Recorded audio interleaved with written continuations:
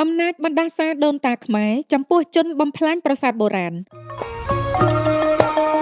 KTN Insight សូមជូនខ្លឹមសារវិចារណកថា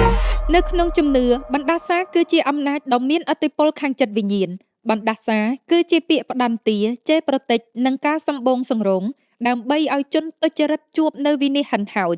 ក្នុងសម័យបុរាណបុព្វបុរសខ្មែរប្រើពាក្យនេះថាសាបឬសាបតដែលបច្ចុប្បន្នវិវត្តមកជាពាក្យថាស្បត់មានន័យថាការប្រកាសសច្ចធម៌នៅចំពោះមុខអាទិទេពនៅក្នុងអត្តសញ្ញាណជាតិខ្មែរបណ្ដាសាមិនមែនគ្រាន់តែជាជំនឿអរូបីឡើយប៉ុន្តែវាគឺជាច្បាប់ខាងដួងវិញ្ញាណដ៏មានឥទ្ធិពលដែលដូនតាខ្មែរបានចារឹកទុកក្នុងសិលាចារឹកក្រាំងសាស្ត្រាជាច្រើនដើម្បីការពារបូរណភាពទឹកដីនិងទីសក្ការៈបូជាកាលពីឆ្នាំ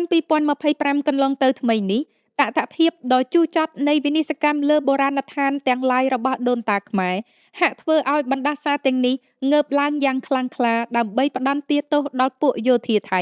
ដែលបើកការឈ្លានពានយ៉ាងកំរោលមកលើកម្ពុជាដោយបានបាញ់ថ្លោងបំផ្លាញមរតកដូនតាខ្មែរមិនរើសមុខចាប់តាំងពីប្រាសាទព្រះវិហារប្រាសាទតាក្របីរហូតដល់បណ្ដុំប្រាសាទវេទមន្តដូចជាប្រាសាទតាមាន់ធំនិងប្រាសាទតាមាន់តូចព្រមទាំងស្ពានទ័ពវត្តអារាមសាលារៀននិងមន្ទីរពេទ្យសុទ្ធតែបានក្លាយជាគោលដៅនៃគ្រាប់បែករបស់មារចិត្តព្រៃផ្សៃវិនាសកម្មលើហេដ្ឋារចនាសម្ព័ន្ធស៊ីវិលនិងរូបសំណាកព្រះវិស្ណុដ៏ស័ក្តិសិទ្ធិនៅច្រកអានសេះបាននាំឲ្យមជ្ឈដ្ឋានអ្នកកាន់សាសនាហិណ្ឌូអន្តរជាតិមានការខឹងសម្បារយ៉ាងខ្លាំងនិងបានពហិការទេសចរថៃ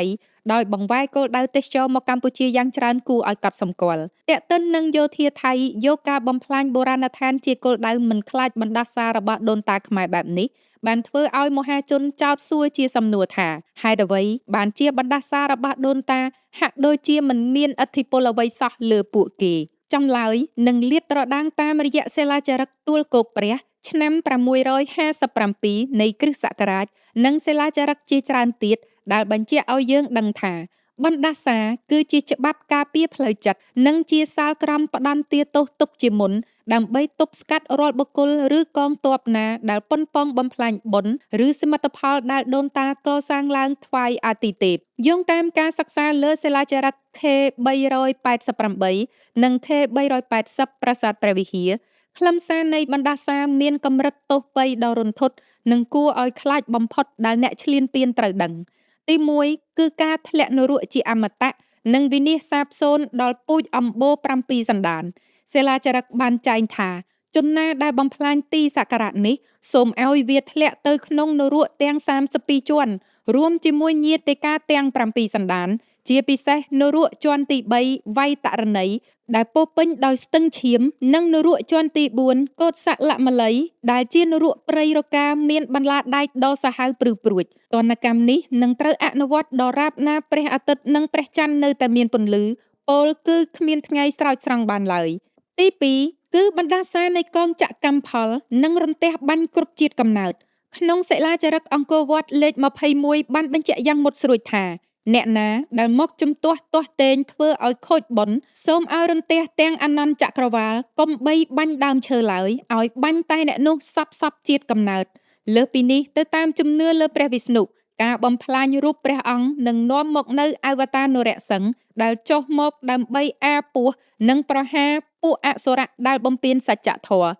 ងាកមកខាងនៃភូមិសាស្ត្រនយោបាយបច្ចុប្បន្ននេះឆ្លុះបញ្ចាំងពីវិបត្តិនយោបាយនិងការដួលរលំនៃអំណាចអ្នកឈ្លានពានដែលនឹងជួបគ្រោះធម្មជាតិនិងអស្ថិរភាពឥតឈប់ឈរ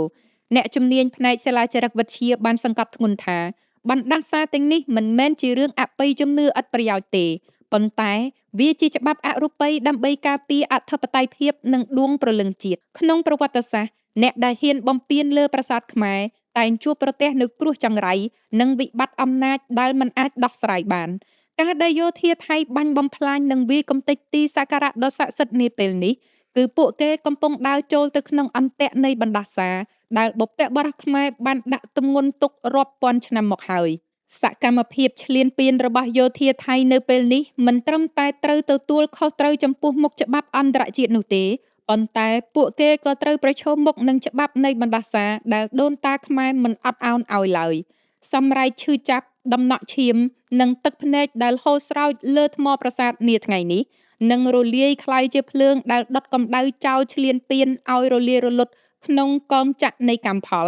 ដែលនឹងវិនិច្ឆ័យហិនហោចទាំងយសស័ក្តិនិងពូជពង្សវង្សត្រកូលជារៀងរហូតតទៅខណៈដែលសច្ចធម៌នឹងនៅតែជាអ្នកការពារដីកោះគោកធ្លោកជានិរន្តរ៍ វិចារណកថាដោយលោកសសុមេធាអានជូនដោយនាងខ្ញុំបូសុគន្ធាពីសារព័ត៌មាន The Khmer Today